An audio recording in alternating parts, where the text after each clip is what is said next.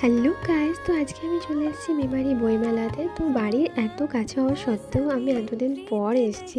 এখানে দেখলাম যে বইমেলার সাথে সাথে মানে আরও অনেক কিছুই জিনিস পাওয়া যাচ্ছে, যেমন ধরো হাতের কাজ আর মাটির জিনিস। আর আমিও একটু বইটা নিয়ে একটু ঢং করে নিলাম আর চারিদিকটা ঘুরছিলাম, দেখছিলাম, মানে জাস্ট দারুণই লাগছিল অ্যাম্বিয়েন্সটা।